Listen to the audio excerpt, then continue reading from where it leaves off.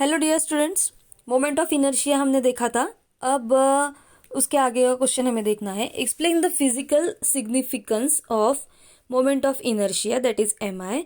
Right the analogy between translational motion and rotational motion. Translational motion और rotational motion में क्या similarities है, क्या डिफरेंसेस है, यह हमें पूछा गया है। The physical significance of moment of inertia and the analogy between the translational rotational motion can be understand from the following relations। अब इन दोनों के बीच में का क्या रिलेशन होगा ये हमें समझ में आएगा अब नीचे दिए गए कुछ इक्वेशंस से, कि इक्वेशंस रिलेशंस कुछ जो नीचे दिए गए हैं। In the translational motion, the force acting on a body is given by the equation F is equal to M A. We know that अगर ट्रांसलेशनल मोशन हमारा हो रहा है तो क्या होगा, फोर्स क्या होगा, mass into acceleration. Okay, but whereas in a rotational motion the torque acting on a body is given by tau is equal to I into alpha, where I is the moment of inertia and alpha is the angle. From this two relations we can say that ये जो है दो main relations है, F is equal to M A and tau is equal to I into alpha.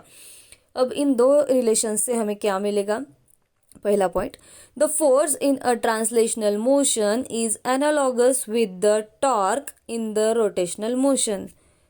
इस वाले equation में जो force है ये एनालॉगस होगा इस वाले इक्वेशन के टॉर्क के साथ। क्यों, ये जो है ट्रांसलेशनल मोशन का है और ये जो है रोटेशनल मोशन का है।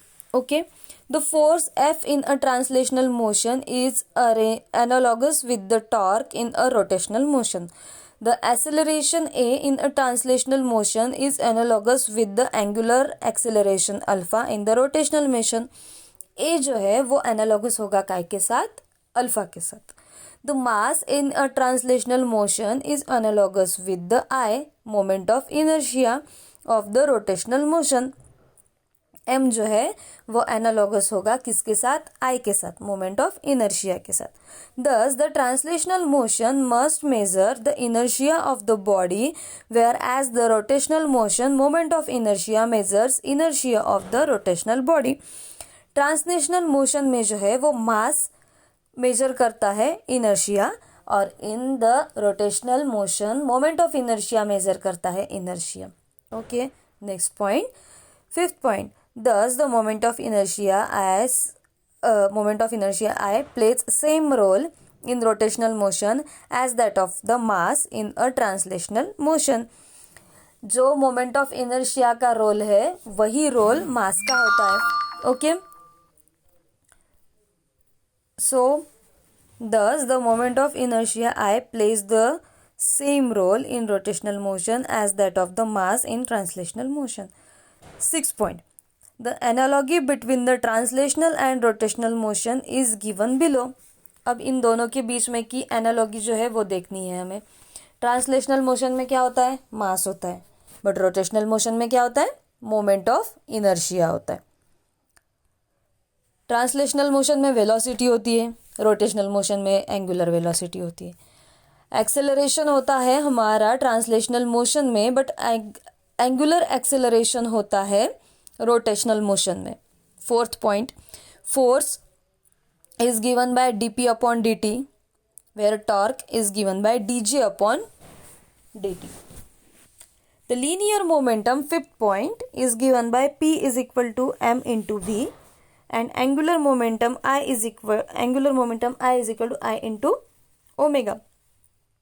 काइनेटिक एनर्जी का फॉर्मूला है half mv square and kinetic energy का फॉर्मूला है in rotational motion half mi omega square.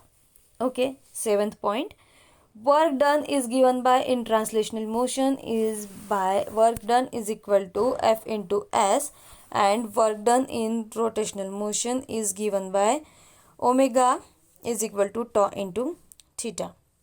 Linear displacement s से डिनोट किया जाता है या फिर x से डिनोट किया जाता है, बट एंगुलर डिस्प्लेसमेंट जो है वो थीटा से डिनोट किया जाता है।